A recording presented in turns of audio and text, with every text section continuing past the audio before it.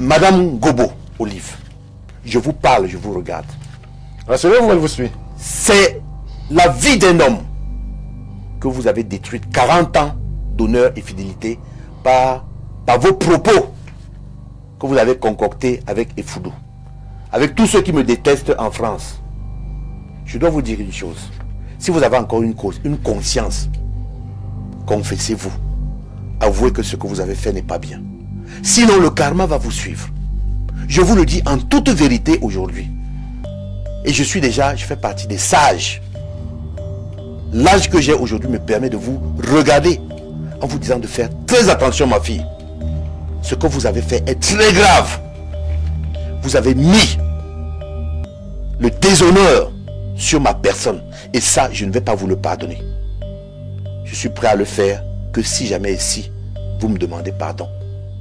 Mais dans le cas contraire, je vais vous suivre. Je vais vous suivre où que vous allez. Et vous-même, vous savez que vous avez un problème aujourd'hui au tribunal militaire.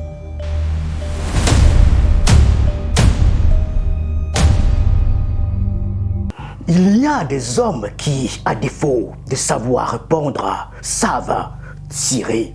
Le colonel, docteur s'il vous plaît, la particule universitaire agrafée comme une décoration de plus sur un treillis déjà chargé. Didier Badjek a donc dégainé hier soir sur le plateau d'Info TV et le pays, sévré de son président depuis plus de 2 mois, se retrouvait un instant à regarder ailleurs que vers Etoudi.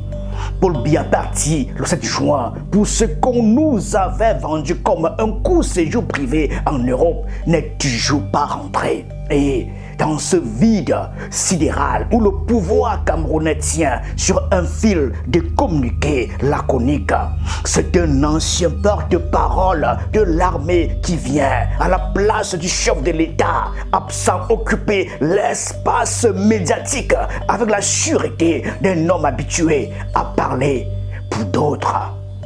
Vous savez, lorsque quelqu'un ment, ça se voit dans le regard. Oui. Je vais demander aux téléspectateurs de regarder mes yeux. Vous comprenez? Je ne suis pas venu vers elle. C'est elle qui est venue vers moi par message. Oui. Vous comprenez? Elle devait faire un stage. Et c'est lorsque parce que j'avais déjà oublié cet épisode. Et c'est lorsque j'en parle avec mes enfants et une de mes filles me dit, mais papa, c'était lorsque je venais faire le stage parce qu'elle était à l'ESTIC. Lorsque je venais faire le stage et qu'elle est venue, nous sommes venus sensiblement au même moment. Je me souviens que je reprimandais même ces 2 filles. Je leur disais que je ne vais pas être aimable avec elles. Il faudrait qu'elles travaillent. Je pense que ma fille faisait de la communication et il fallait qu'elle me fasse des synthèses. Ça n'a jamais été ça et j'ai commencé à être très dur parce que ses copies laissaient à désirer. L'ironie est trop belle pour qu'on la laisse filer. Badjek a passé des années à être la voix des forces de défense, la bouche officielle qui rassurait la nation sur Boko Haram et les théâtres d'opération. Le voilà désormais réduit à plaider sa propre cause seul, sans hiérarchie pour le couvrir, sans galon pour l'abriter. Nu, c'est le mot qui vient, on y reviendra. Devant les caméras, car l'affaire qui le rattrape aujourd'hui ne date pas d'hier. Elle date d'un soir de 2017 dans un bureau du ministère de la Défense quand la nuit tombe sur Yaoundé et que les couloirs se vident. Olive Ngobo, jeune conseillère affectée à la division de la communication, aurait été retenue sous un prétexte de mission urgente. Ce qui suit relève, selon la version qui circule depuis des années et qu'elle confirme aujourd'hui elle-même, d'une tentative d'agression que la jeune femme formée à l'autodéfense aurait su repousser physiquement, au point que l'uniforme du colonel se serait déchiré dans la lutte. On raconte même, et c'est là que le grotesque rejoint le tragique, qu'il aurait lui-même achevé l'ouvrage au couteau pour retourner l'accusation contre elle. Elle porte plainte. Le ministre d'alors, Joseph Betty Assoma, la suspend, elle, pendant 6 mois. 19 selon d'autres documents. sans jamais inquiéter le colonel. La hiérarchie referme le dossier comme on referme un tiroir qui sent mauvais. 9 ans de silence, 9 ans pendant lesquels le mot ne circulait qu'en coulisses, murmuré, jamais dit. Après 9 ans. Après 9 ans. C'est un peu fort depuis. Le timing est aussi interrogateur. Mais écoutez, un mythomane, c'est ça. Allez lui demander à elle. Moi, je ne peux pas me mettre dans sa tête pour penser comment on fait le mal cyniquement. Je suis insensible à ce qui est dit. Je suis un chrétien. Je sais ce que je fais.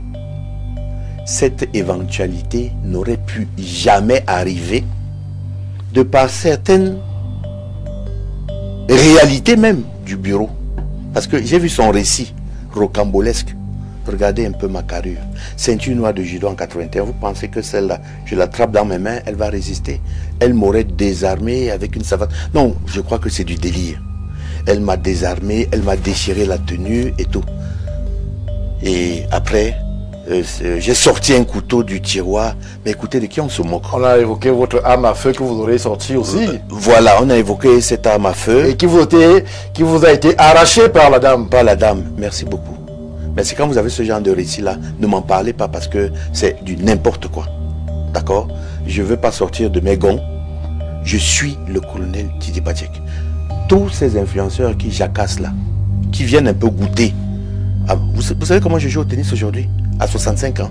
Et puis, il y a Effudu, le capitaine révoqué, en exil radié pour désertion, chasse de tête politique depuis l'Europe, qui balance le nom de Badjek sur le plateau de fauteuil rouge avec la délicatesse d'un obus, prédateur sexuel. La formule est brutale, l'homme qui la profère n'est pas un enfant de cœur. Mais le mot a fait ce que les mots font parfois.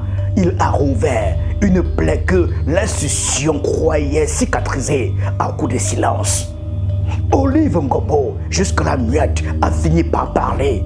D'abord par une citation biblique postée sur Facebook sur la justice de Dieu qui semble lentement n'est jamais absente. Puis, 2 jours plus tard, par une charge frontale sur des détournements de fonds au magazine militaire Honneur et Fidélité, interpellant Consupé, CONAC, la Chambre des comptes, tout l'arsenal républicain qu'un pays s'est déployé quand il veut avoir l'air sérieux. Elle exige que le colonel réponde lui-même, sans homme de main, sans relais médiatique recruté pour le salaire, car elle affirme détenir une note vocale prouvant qu'il cherchait justement à organiser contre elle une campagne de dénigrement. Je vais vous donner 2 hypothèses qui sont claires. Allez-y. Une hypothèse ironique et une hypothèse vraie. L'hypothèse ironique, c'est que j'ai fait. Fait quoi? Non, j'ai tenté de la violer. Vous savez comment on décrit le viol en termes de justice? Il faudrait qu'il y ait pénétration avec une verge qui est dure. C'est ça le viol. S'il vous plaît. Je suis avec vous, docteur. Oui, vous me laissez continuer de... Allez-y. Voilà. Ça, c'est la première chose. Sur le plan du droit, ça n'existe pas. Si jamais je l'avais fait, j'aurais des comptes à rendre à qui? À mon épouse. Et si elle-même, elle m'aurait pardonné. Ça aussi, ça ne s'est pas fait. Troisièmement, à mes amis qui sont tout autour de moi. Mais quatrièmement, à l'église. Et j'aurais été pardonné. Parce que celui qui n'a pas péché, qui lance la première pierre. Eh bien, lorsqu'on fait la somme de toutes ces actions, c'est nul. Donc c'est une hypothèse que je rejette, qui n'aurait même pas pu être. Maintenant, je vous parle de l'hypothèse qui est vraisemblable, oui, qui est plausible. Le colonel Badjek, regardez-moi à 65 ans comment je suis. Nous revenons un peu 9 ans en arrière. Avec tout ce que j'avais comme moyen et tout, vous pensez que une femme, je voudrais la respecter jusqu'à la fin. Vous comprenez, hein? Oui. Mais ce que j'ai comme information vous permet déjà de voir, de douter de la moralité de cette femme. C'est dans ce climat que Didier Badjek a choisi hier de dégainer. Et il a dégainé large. Cabale, chantage numérique, poursuite à Yaoundé et à Paris, saisine du tribunal de grande instance parisien, mise en cause de RFI et de l'un de ses collaborateurs, menace à peine voilée contre et Foudou, je peux vous trahir. Mépris affiché, vous n'avez rien dans la culotte. Provocation virile, si vous êtes un homme, venez me barrer la route. Donc, cette dame est une dame mythomane. Et vous allez remarquer qu'elle est l'amie de Monsieur Effoudou. Et qu'ils ont été surpris pour des faits de droit commun en ce moment. Et qui sont sortis du Cameroun de manière frauduleuse. Ok?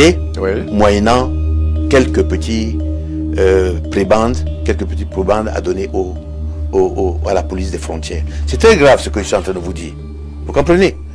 Donc vous avez maintenant à juger la moralité de cette femme, la parole d'un officier discipliné et celle d'une femme qui est d'une moralité on ne peut plus douteuse. On croirait entendre un homme qui confond procédure judiciaire et règlement de compte de coup de caserne. C'est là précisément que le titre de cette chronique se justifie et dans le même mouvement c'est fichu car le flingueur au Cameroun comme ailleurs, c'est un surnom qui flatte autant qu'il accuse. On l'a donné à Badjek pour sa gâchette facile sur les plateaux, sa capacité à dégommer quiconque s'en prend à l'armée. Mais un flingueur, par définition, tire sur les autres. Ici, c'est lui la cible et sa réplique. Ce déluge de menaces et de communiqués des 3 pages ressemble moins à un tir maîtrisé qu'à une rafale de panique. Le vrai flingueur dans cette histoire, ce serait peut-être elle, Olive Ngobo, qui dégaine des documents, des dates, des décisions administratives avec la froideur méthodique de qui a appris, comme elle le dit, à se défendre par légitime défense. Vous portez plainte au ministère de la Défense. D'accord? Contre le ministère de la Défense. Mais vous y travaillez. L'incident aurait eu lieu en 2017. Mais vous travaillez toujours là, dans une division que je ne veux pas citer ici pour ne pas compromettre cette division. Et que subitement vous quittez de là pour aller à l'état-major particulier. Vous ne trouvez pas qu'il y a quelque chose qui sonne faux? Non, voilà ce qui s'est passé. Il s'est passé que je me suis mis en travers de manière, par inadvertance, dans des tirs groupés qui sont en train de se produire aujourd'hui. Oui. J'ai invité ce monsieur, que je croyais être capitaine même à cette époque, de ne plus se présenter en tant qu'aîné, senior, en tenue militaire, lorsqu'il prend ses paroles et qu'il aborde un certain nombre de sujets. Et que j'ai aussi invité aux politiques de ne pas mêler l'armée dans leurs affaires. Ça a été le mal du siècle. Ils m'ont tiré tous dessus et par la suite ont monté, ont instrumentalisé cette femme. On ne peut s'empêcher, en observant ce théâtre politicien, de penser à ces figures de pouvoir soudainement rattrapées par l'étroitesse d'un bureau, l'intimité d'une chambre d'hôtel ou les garements d'une nuit de trop. Bill Clinton avait sa stagiaire de 22 ans, une robe bleue tachée, conservée comme une preuve biologique, et une nation américaine entière suspendue à la dialectique d'un avocat sur la définition exacte de l'expression, je cite, relation sexuelle. Le 42e président des États-Unis a survécu à la procédure d'impeachment, lessivé politiquement couturé, mais en fonction jusqu'au dernier jour de son mandat, sauvé par la santé insolente de l'économie américaine et par l'art consommé de la contrition télévisée face aux caméras du monde entier.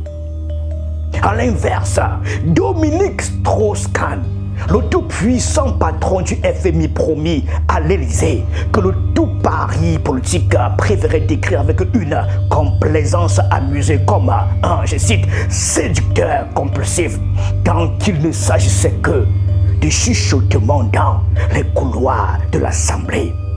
S'est effondré en quelques heures.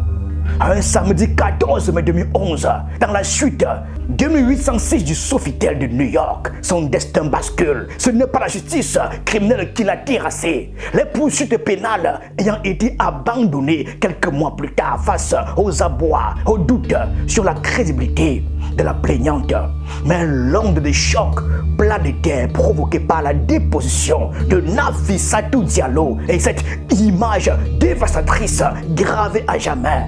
Un homme menotté, les traits tirés, extrait d'un vol Air France à destination de Paris par la police américaine. 2 hommes, 2 continents, 2 dénouements.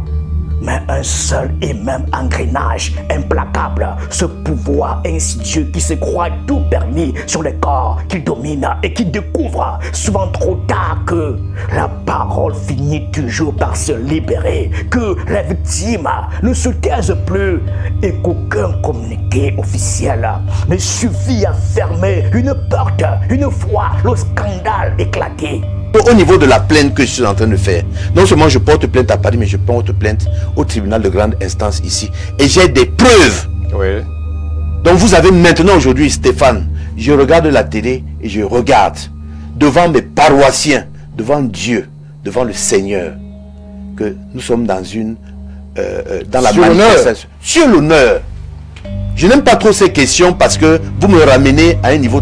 Mais je dis bien sur l'honneur, sur la Bible, que nous sommes en pleine instrumentalisation, n'est-ce pas, de la vérité. Donc, elle sait ce qu'elle a fait.